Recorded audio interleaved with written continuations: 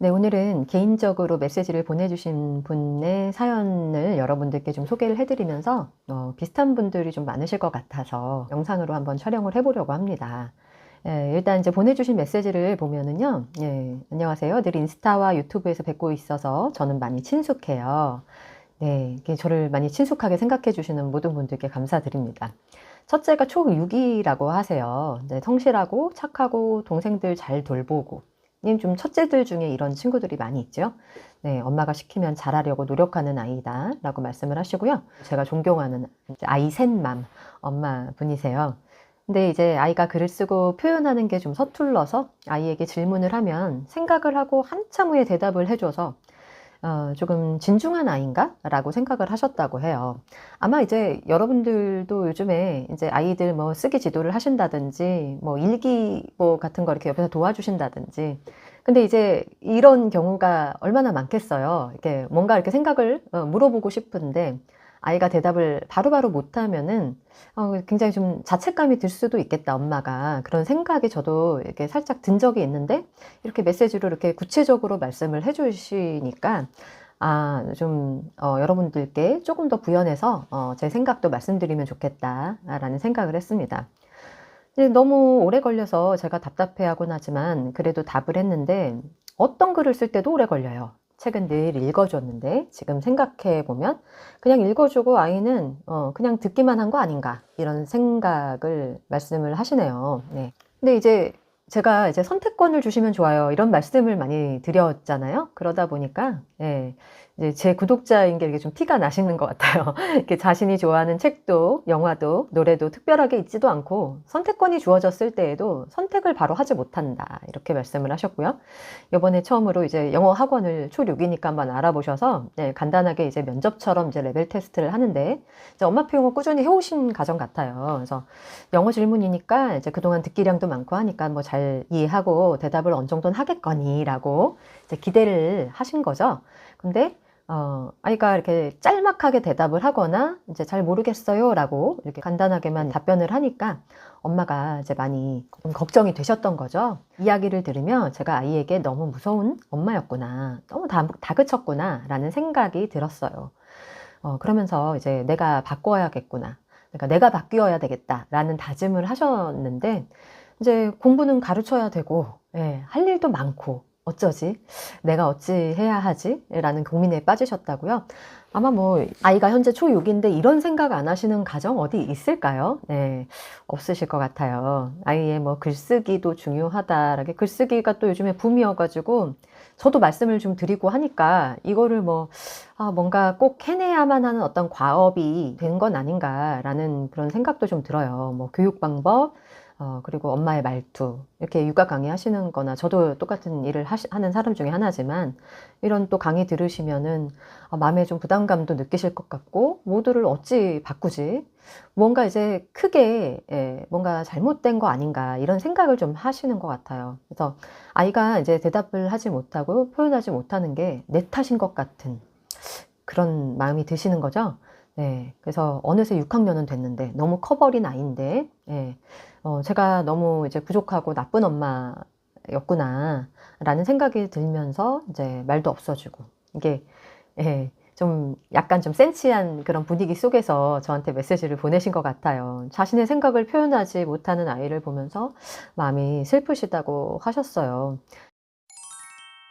저희 둘째가 딱 이런 스타일이거든요. 이렇게 막 반응이 굉장히 느리고, 이렇게 저는 약간 좀 반응이 빠른 사람이고, 뭐 행동력도 좀 빠른 사람이잖아요. 근데, 우리 큰아이는 저랑 좀 비슷한 면이 있는데, 둘째 같은 경우에 딱 이런 스타일이어서, 공감이 많이 갔어요. 그리고 또, 제가 또 많은 아이들을 그동안 또 가르쳐 와 봤잖아요. 그래서 뭐 오프라인하고 온라인하고. 근데 아이들마다 다 얼마나 다양한지. 이런 사례도 좀 많이 보았던 것 같습니다. 그래서 참 어쩔 때는 제가 그 둘째를 키우면서 부족했던 저의 어떤 그 육아에 대한 태도를 다른 아이들을 가르치면서 많이 도움이 되었던 것 같아요. 그리고 제가 많이 배웠습니다. 제가 오늘 이렇게 많이 느린 아이들을 둔 엄마분들께 제가 무슨 뭐 해답을 드린다기보다는 제가 마음에서 이제 정리한 부분을 함께 나누고 싶어요. 첫 번째는 뭐냐면, 예, 이런 아이의 특성이 저는 이제 약간 유전적인 면도 있잖아요. 그래서 사실 이제 제 남편이 약간 좀 내성적인 사람이었고, 그래서 그런 부분을, 예, 아이가 좀 기질적으로 좀 물려받은 게 아닌가라는 생각을 했었어요. 그래서 좀 그 부분은 타고난 어떤 특성이고, 아이의 특성이고, 약간 느린 부분에 대해서 제가 이렇게 음, 받아들여야 하는 것이구나 라는 것을, 예, 제가 이제 막 아이들을 키우면서 알게 된 것이죠. 그래서 이것을 막 다그쳐서 되는 것도 아니고, 이것을 뭔가 훈련과 뭐 엄격한 규율을 통해서, 예, 왜 빨리 말을 안 하는 거야, 이제 뭐 몇 초 안에는 말을 해야지, 이게 뭐 이런 식으로 되는 게 아니라는 것을 이제 큰아이들을 키워보신 부모님들은 다 아실 거예요. 근데 이제 다행히 이 분께서 이렇게 보내주신 내용을 보면은요, 이제 이 부분에 대해서도 알고 계시는 것 같다라는 생각이 들었어요. 일단 대화가, 제가 말문을 닫는 대화를 하는 것이 문제인 것 같아요. 그래서 아마 이제 뭐 예스나 노로만 대답하는 그런 질문 있잖아요. 너 또 숙제 안 했니? 뭐 이런 거죠. 아직도 안 했어? 뭐 이런 말투죠. 그러면은 아이는 아직도 못 했어? 라는 말에 대답을 그냥 뭐라 대답할 수 있는 게 없는 거죠. 뭐, 네, 이렇게 얘기하기에는 너무 또 엄마가 또 실망할 거를 알기 때문에 대답을 또 이제 피할 수도 있고, 이런 상황들이 뭐 어느 집에나 다 있을 수 있는 그런 문제이죠. 그리고 지시나 명령형 말투, 재촉, 그러다 보니까 아이는 생각이 멈추고, 무슨 말을 해야 할지 모르고, 행동은 느려지고, 말투를 바꿔야 하는데, 이제 열린 사고를 할 수 있게 질문을 하라고 하는데, 저는 이제 열린 사고를 못하는 엄마라 그런지 질문에 한계가 있는 듯해요.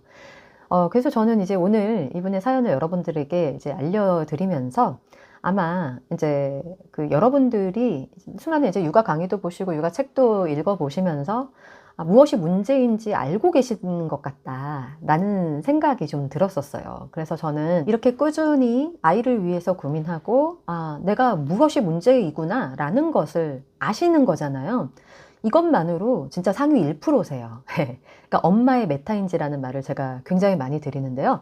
정말 엄마가 메타인지를 사용하셔서 내가 지금 무엇을 잘못하는 건지를 현재 알고 계시는 그런 상황이기 때문에 저는 이 정도만 해도 상위 1%라는 거죠. 네, 그래서 뭐 두 번째로 제가 드릴 수 있는 어떤 방법에 대한 말씀은요, 크게 저는 이제 두 가지로 말씀드릴 수 있을 것 같아요. 첫 번째는 이제 공감형 말투인 거죠. 아마도 이미 알고 계실 것 같아요. 그래서 아주 짧게만 말씀드리면, 네, 초등 6학년이고 이제 사춘기가 이제 시작됐다고 이렇게 또 말씀도 해주셨었는데, 네, 외모에도 관심 있고, 아이가 자아를 찾아가는, 예, 그런 어떤 이제 제2의 인생을 마치 출발하는 출발선상에 있는 아이인데요. 얼마나 신기한 것도 많고 새로운 것도 많고, 그리고 나에 대해서 몰랐던 것을 발견하게 되어서 뭔가 설레는 마음도 있고, 뭐 좀 그런 어떤 여러 가지 감정적으로 아이의 어떤 그런 아이가 느끼는 것에 대해서 엄마가 찾아서 반응을 해주실 만한 것들이 굉장히 좀 많이 있을 거라고 생각을 해요. 근데 이게 이제 뭐 열린 사고를 못 하신다라고 말씀을 하셨지만, 사실은 이거는 조금 노력을 하셔야 되는 측면이 있어요, 있기는. 그래서 평소에 이런 대화를 잘 안 하시던 분들한테는 굉장히 좀 어색하실 거고, 또 이거는 자녀에 따라서 뭐 저는 뭐 둘째 셋째하고는 되는데 첫째랑만 안 돼요. 첫째하고는 되는데 둘째 셋째랑 안 돼요. 뭐 이런 가정들도 많으실 것 같거든요. 근데 아이가 그냥 현재 엄마가 관심 있고 엄마가 아이에게 무슨 과업을 시키셔야 될 그런 것들에 대해서 좀 마음을 내려놓으시고, 아이 마음에 잘 공감해 주시고 아이의 마음을 그대로 읽어 주시는 것만으로, 예, 조금, 예, 이게 조금 기간이 오래되면은 조금 바뀌는 측면이 있어요. 왜냐하면 일기를 쓰고 싶어도 내 감정에 대해서 무엇인지 아이가 생각을 해본 적이 없고 이것을 가지고 대화를 나눠 본 적이 없기 때문에 뭘 써야 될지 모르겠고, 예, 그리고 너는 어떻게 생각해? 라고 물어봤을 때 무슨 대답을 해야 될지, 예, 뭐 경험적으로 친밀한, 예, 시간을 가져본 적이 없다 하면은 그건 아이한테 조금 너무 부담스러운 거죠. 근데 이제 많은 분들께서, 예, 이제 그 생각하는 힘이 중요해요, 대화를 많이 나누셔야 해요 하는데, 이것마저도 뭔가 이제 학습이랑 관련된 듯 이제 무슨 교재가 있어서 교재에 대한 답을 무조건 뭐 써야 되고, 예, 질문도 교재에 나온 질문들에 대해서 무조건 해야 되고 뭐 이런 식으로 진행을 하시다 보면 아이가 바로바로 대답을 못하는 그런 상황 때문에 좀 힘드신 경우가 있으실 것 같다라는 생각이 들어요. 근데 저는 그거보다 먼저가 아이가 이게 꼭 그 질문에 대한 답이 아니라 평소에 내가 느끼는 감정이 어떤지에 대해서 조금 생각을 한번 해볼 수 있도록 부모님께서 먼저 아이에게 요즘 기분이 어때? 라는 말들을 좀 물어보시고 무엇 때문에 기분이 좋은 거구나. 그래서 그런 거야? 라고 이렇게 물어보시면서 어떨 때 기분이 좋았어? 이렇게 해서 아이가 스스로 말할 수 있는 기회들을 좀 만들어 주시면 좋을 것 같아요. 그런 이후에는 이제 아이의 감정을 있는 그대로 읽어 주시면 되죠. 그래서 예전에 너보다 공부를 못했었던 아이인데 이번에 너보다 성적이 좋아져서 뭔가 조금 기분이 상했구나. 뭐 그게 자연스러운 마음이야. 그럴 수 있어. 뭐 이렇게 아이의 마음에 대해서 좀 받아주시고 공감해 주시는 그런 대화를 평소에 좀 나눠 보신다면 아이가 자기의 감정을 좀 객관적으로 좀 생각도 해보고 그런 모든 감정들이 사실은 글쓰기의 토대가 되잖아요. 그래서 그런 부분이 좀 도움이 될 것 같아요. 그리고 이제 그 두 번째는 느린 아이를 이렇게 재촉을 하시게 되면은 이제 완벽주의적인 성향이 되어질 수가 있다라는 것. 저는 이제 그게 문제이기 때문에 거기에 대해서 부모가 이렇게 하지 말아야지라는 어떤 생각들을 그 문제가 이런 문제들이 있구나라는 것을 여러분이 자꾸 이렇게 기억을 하셔야 된다라는 어떤 방법을 말씀드리고 싶어요. 그러니까 아이들도 이제 주의 집중력을 키워줄 때 자꾸 기억하게끔 하잖아요. 몸이 기억하게끔 하고 뭔가 집중할 수 있게끔 하는 그대로 멈춰라 하기도 하고요. 이렇게 놀이를 통해서 약간의 어떤 훈련이 필요한 것처럼 부모님들도 이게 똑같아요. 아이가 힘든 거나 부모님이 자꾸 이제 육아에 대한 어떤 통찰들, 육아에 대한 조언들, 너무 좋은 말들 많이 들었음에도 불구하고 그때그때 이게 적용이 안 되는 것은 부모님도 훈련이 필요하기 때문입니다. 안 그래야겠다. 이유가 무엇이냐면 라고 해서 여러분께서 뭔가를 이렇게 메모를 해 놓으시거나 자꾸 이렇게 그거를 기억해 하시려는 그런 습관을 가져보시면 돼요. 왜냐하면 이제 완벽주의적인 그런 성향이 돼버리면은 사실은 아이가 앞으로 살아갈 세상에서 이런 성격이 되면 이게 뭐 하나라도 뭔가 삐끗해서 뭐가 그게 잘못된 것 같다라는 생각 때문에 쉽게 도전하지 못하고 그리고 어떤 결과에 대해서 너무나 깊은 좌절감을 느끼게 된다거나 그리고 과정을 즐기지 못하는 그런 성격이 되면 사실은 이거는 뭐 입시뿐만이 아니라 인생 자체가 즐겁지가 못한 그런 삶이 될 수도 있잖아요. 그래서 여러분들께서 이렇게 아이에게 재촉하는 말투, 명령어, 너무 많은 아이에게 과제를 부여하시고 계속해서 이렇게 체크를 하는 그런 일상들이 내 아이를 정말 살리는 그 말인지 그게 정말 내 아이를 살리는 방법인지 아니면 아이에게 불필요한 어떤 감정적인 짐을 안겨주는 말투인지를 한번 이성적으로 생각을 해보시고 그것을 계속 기억을 하셔야 돼요. 그래서 내가 또 잘못했네? 그래서 이게 기억이 말을 내뱉자마자 딱 생각나시는 그런 부분도 되게 많으실 거예요. 근데 그것이 점점 이게 계속 훈련을 하시다 보면은 이 말을 내뱉기 전쯤에 말을 내뱉은 후에 아차 싶은 것이 말을 내뱉기 바로 직전에 아차 하는 경우가 생깁니다. 저도 그런 경험을 했거든요.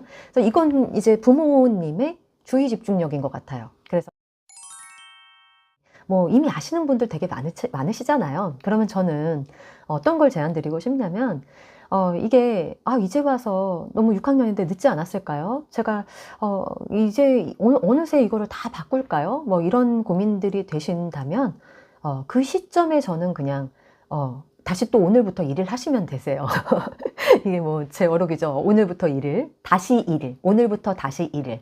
엄마표 영어도 제가 다시 일을 하세요 이런 것처럼. 근데 엄마표 영어는 이제 중고등학교 가면 입시 때문에라도 조금 뭐 어려움이 겪으시는 분들이 있잖아요. 당장 시험인데 엄마표 영어 할 수는 없으니까. 근데 이 그 육아나 교육 철학에 대한 문제 그리고 사람이 사람을 대하는 문제에 대해서는요. 저는 이거는 언제 시작하더라도 효과가 있다고 생각합니다. 그리고 어른도 이거 때문에 이제 심리상담소 찾아가고 뭔가 인지적으로도 이렇게 문제를 발견하고 이제 수정하시려는 그런 노력들 또 도움받아서 하시기도 하시잖아요. 그래서 여러분들이 이제 이 관계의 문제를 겪고 계신다라는 것을 여러분들이 알게 되시는 그 시점, 예, 그리고 무엇이 잘못인지 알게 되셨다라고 하면 그때부터 예, 다시 시작이라고 여러분들이 막 이렇게 막 하얀 때 두른 것처럼 머릿속으로 상상을 하시고, 예, 저도 뭐 매일매일 다짐해요. 그래서 이런 게 부모의 회복 탄력성 아니겠습니까? 그래서 아우 난 이제 늦은 것 같아 철퍼덕 이제 바닥에 앉아버리면 예, 이게 무슨 소용이 있겠습니까? 그래서 다시 한번 일어나셔서 예, 사춘기가 되었으면 너무 큰 기대를 하지 마시고요. 이제 좀 작은 부분, 그리고 아이에게 접근해서 공감을 이끌어낼 만한 그런 주제가, 콘텐츠가 뭔지를 좀 생각을 해보세요.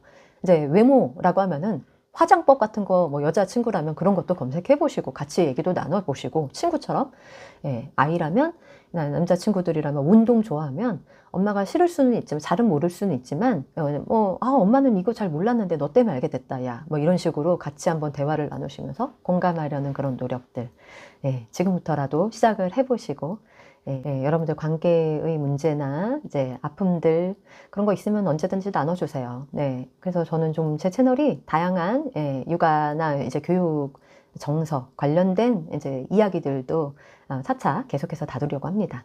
그러면 오늘 시청해 주셔서 감사드리고요. 저는 또 다음 시간에 다시 돌아오는 걸로 하겠습니다. 네, 감사합니다.